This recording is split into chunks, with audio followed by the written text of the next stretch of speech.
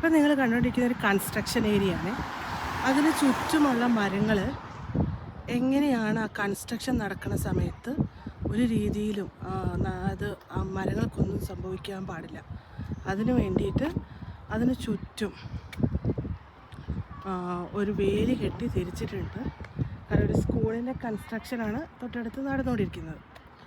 So ആ construction നടക്കുന്ന സമയത്ത് ഇപ്പുറത്തുള്ള മരങ്ങൾക്ക് യാതൊരുവിധ ദോഷം ഉണ്ടാവാതിരിക്കാൻ അതിന് ചുറ്റും കണ്ടില്ലേ ഒരു കാട് ഇതുപോലെ ഉണ്ടാക്കി ഇവരിവിടെ വെച്ചിട്ടുണ്ട്. എങ്ങനെയുണ്ട്?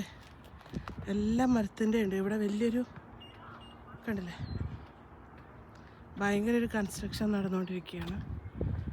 ഒരു സ്കൂളാണ് വരുന്നത്. ഇവിടെ എങ്ങനെ വെച്ച് കഴിഞ്ഞാൽ ഒരു ഗവൺമെൻറ് സ്കൂൾ ഉണ്ടെങ്കിൽ അതിന് പാരലായിട്ട് ഒരു കാത്തലിക് സ്കൂൾ ബോർഡും ഉണ്ടാവും. ഗവൺമെൻറ്റായിട്ട് ഫണ്ടഡായിട്ട് നമ്മുടെ നാട്ടിലെ എന്താണ് ഈ പറയുക, ഈ ഗവൺമെൻറ് സ്കൂളുകൾ ഓരോ മാനേജ്മെൻറ്റ് നടത്തുന്നില്ലേ, അതേപോലത്തെ സ്കൂളുകൾ കണ്ടില്ലേ. ഇവിടെയുള്ള എല്ലാ മരങ്ങൾക്കും ഇതൊരു വാക്ക് വേ ആണ്. അതിനിപ്പുറത്ത് ഫെൻസ് ഉണ്ട്. അതിനപ്പുറത്താണ് ഈ വലിയ കൺസ്ട്രക്ഷൻ നടക്കുന്നത്. എന്നിട്ടും എന്താ ഇവിടെയുള്ള മരങ്ങൾക്ക് ഒന്നും സംഭവിക്കാതിരിക്കാൻ വേണ്ടിയിട്ട് കൺസ്ട്രക്ഷൻ ചെയ്യുന്ന ആൾക്കാർ എല്ലാ മരങ്ങളും സേഫ് ഗാർഡ് ചെയ്തിട്ടുണ്ട്. ഈ മരങ്ങൾ എന്ന് പറഞ്ഞാൽ ഇതൊരു ന്യൂ ഏരിയ ആണ്. അതുകൊണ്ടാണ് ഈ മരങ്ങൾ ചെറുതായിട്ട് കാണുന്നത്. ഇപ്പോൾ ഓൾഡ് ഏരിയ ആണെങ്കിൽ ഈ മരങ്ങൾ നന്നായിട്ട് വലുതായിട്ട് ഉള്ളൊരു ഏരിയ ആയിരിക്കും. അപ്പോൾ ഇതൊരു ന്യൂ ഏരിയ ആയതുകൊണ്ട് മരങ്ങളൊക്കെ ചെറുതാണ്. അപ്പോൾ ഇവിടെയാണ് കൺസ്ട്രക്ഷൻ നടക്കുന്ന വലിയ വലിയ എക്യുപ്മെൻറ്റ്സും കാര്യങ്ങളും എല്ലാം എന്താ പറയുക ഇവിടെയുണ്ട്.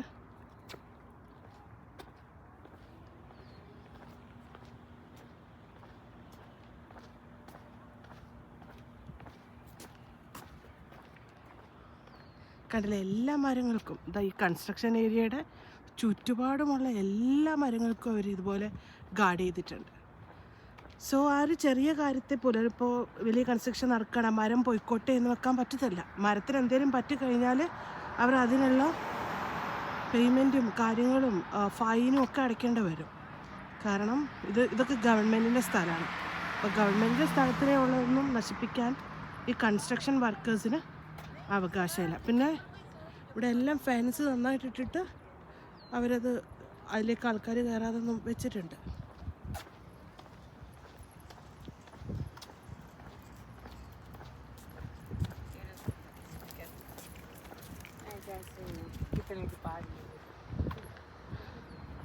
കണ്ടില്ലേ, ഇവിടത്തേക്ക് ആർക്കും കയറാനൊന്നും പറ്റില്ല. ബട്ട് സ്റ്റിൽ അതിന് ഇപ്പുറത്തേക്കൊന്നും വരത്തുമില്ല.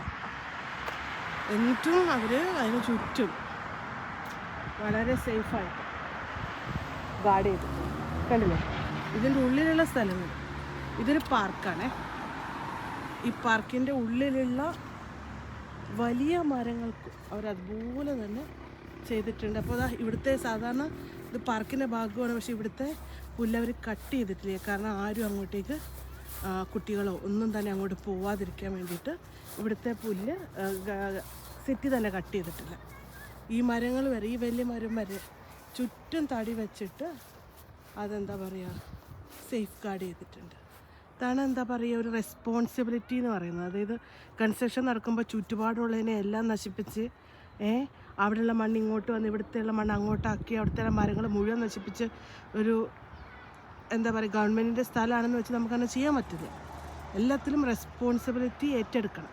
അത് ചെയ്യുന്ന കൺസ്ട്രക്ഷൻ ചെയ്യുന്ന ആൾക്കാരാണെങ്കിൽ അത് വളരെ നല്ല രീതിയിൽ കൊണ്ടുപോകുന്ന ഒരു നിയമമാണ്. അത് എല്ലായിടത്തും വരണം എന്നാണ് ഞാൻ പറയുന്നത്. അതായത് എല്ലാം ബ്യൂട്ടിഫുള്ളായിട്ടും അതുപോലെ ഓർഗനൈസ്ഡ് ആയിട്ട്. ഇതൊക്കെ സിറ്റിയാണ്, നമ്മളിൽ നിന്ന് ടാക്സ് വാങ്ങുന്നു, അതിനനുസരിച്ച് സിറ്റി നമുക്ക് വേണ്ട രീതിയിൽ പാർക്കുകളും കാര്യങ്ങളും ഒക്കെ ഇങ്ങനെ ക്ലീനായിട്ടും കുട്ടികൾക്ക് കളിക്കാൻ വേണ്ടിയിട്ടുള്ള സ്ഥലം. ഇപ്പോൾ നമ്മുടെ നാട്ടിലൊക്കെ കുഞ്ഞുങ്ങൾക്ക് ഫുട്ബോൾ കളിക്കാനൊന്നും സ്ഥലമില്ല. ആരുടെയെങ്കിലുമൊക്കെ കണ്ടെത്തി പോയി കളിച്ചു കഴിഞ്ഞാൽ 2 ദിവസം കഴിയുമ്പോൾ അവിടുന്ന് കണ്ടെത്തിയുന്ന ആൾക്കാർ ഓടിക്കും, കുട്ടികളെ ഓടിക്കും. പക്ഷേ ഇങ്ങനെയൊരു സ്ഥലം അവർക്ക് കളിക്കാനായിട്ടുണ്ടെങ്കിൽ എന്ത് നല്ലതാണ്. ഇത് അവിടെ ആൾക്കാർ പിക്കിൾ ബോളൊക്കെ കളിക്കുന്നുണ്ട്. പിക്കിൾ ബോൾ കളിക്കാനുള്ള സ്ഥലം, ടെന്നീസ് കളിക്കാനുള്ള, ബാസ്കറ്റ് ബോൾ ഇവിടെയുണ്ട്. ഇതിപ്പോൾ കാത്തലിക് ഡിസ്ട്രിക്ട് സ്കൂൾ ബോർഡിൻ്റെ സ്ഥലമാണ്. അതിന് തൊട്ടപ്പുറത്ത് ഇതുപോലെ തന്നെയുള്ള ഒരു അടിപൊളി പാർക്കാണ് കൊച്ചു കുട്ടികൾക്ക്. ഉള്ള അതിൻ്റെ തൊട്ടപ്പുറത്ത് ഗവൺമെൻറ് സ്കൂളാണ്.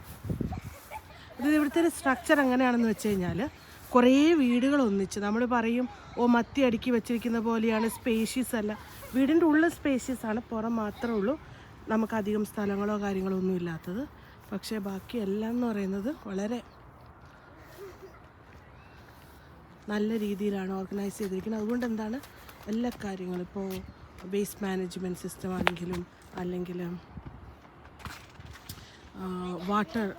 വാട്ടർ ഗ്യാസ് ഇതിൻ്റെയൊക്കെ കണക്ഷൻസ് ആണെങ്കിലും ഒക്കെ ഈസി ആയിട്ട് ഇവിടെ എല്ലാം വീടുകളാണ്. അപ്പോൾ ആ വീടുകൾക്ക് ഈസി ആയിട്ട് കൊടുക്കാനായിട്ട് പറ്റും. എല്ലാം ഒരു സ്ഥലത്ത് തന്നെയാണ് ഒക്യുപ്പൈഡ് ആയിരിക്കുന്നത്. ഇനി ഗാർബേജ് എടുക്കുന്നവർക്കും ഈസിയാണ്. ഈ ഒരു ഏരിയയിൽ മൊത്തം വന്നു കഴിഞ്ഞാൽ അവർക്ക് ഈസി ആയിട്ട് ഗാർബേജ് എടുക്കാം. അല്ലെങ്കിൽ നമ്മുടെ നാട്ടിലെ പോലെ 1 ഏക്കറിലൊരു വീടോ അടുത്ത 2 ഏക്കറിൽ വേറൊരു വീടാണെങ്കിൽ ഗാർബേജ് സിസ്റ്റം തന്നെ വർക്ക് ചെയ്യാൻ പറ്റില്ല. അതുകൊണ്ടാണ് നമ്മുടെ നാട്ടിലൊരു ഗാർബേജ് സിസ്റ്റം പോലും ഇല്ലാത്തത്. കാരണം എന്താ വെച്ച് കഴിഞ്ഞാൽ അത്രയും ദൂരത്തിലുള്ള ഗാർബേജുകൾ എടുക്കണമെങ്കിൽ ഒരുപാട് എക്സ്പെൻസീവ് ആയിരിക്കും. പക്ഷേ ഇവിടെ അങ്ങനെയല്ല. ഇവിടെ എല്ലാം അടുത്തടുത്ത് കിടക്കുന്നത് കൊണ്ട് ഗാർബേജിനെല്ലാം ഈസിയാണ്. ഇപ്പം നാളെ ഞങ്ങളുടെ ഗാർബേജിൻ്റെ ടൈമാണ്. അപ്പോൾ നമ്മളെല്ലാം വെളിയിലെടുത്ത് വെക്കണം. അത് ഞാൻ നിങ്ങൾക്ക് കാണിച്ചു തരാം.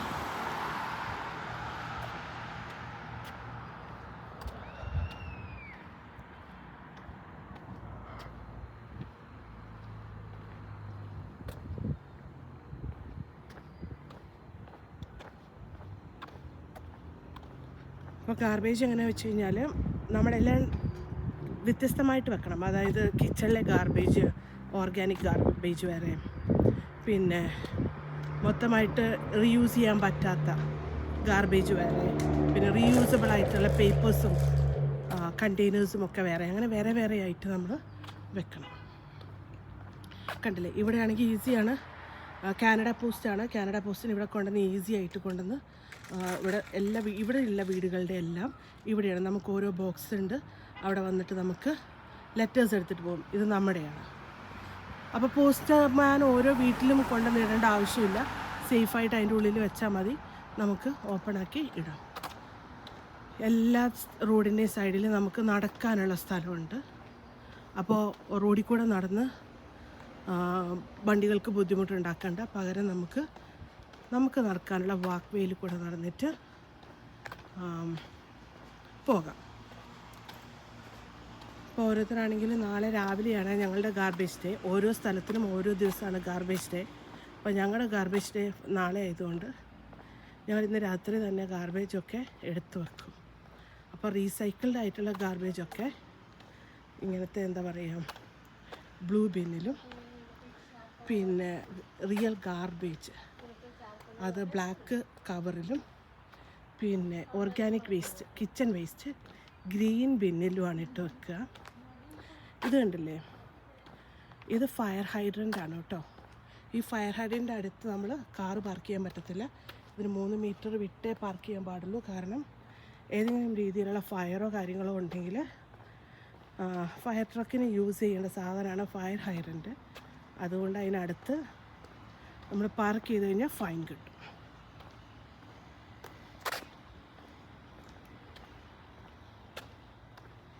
അപ്പോൾ നമ്മൾ ഇതാണ് ഇവിടുത്തെ ഒരു സ്ട്രക്ചർ.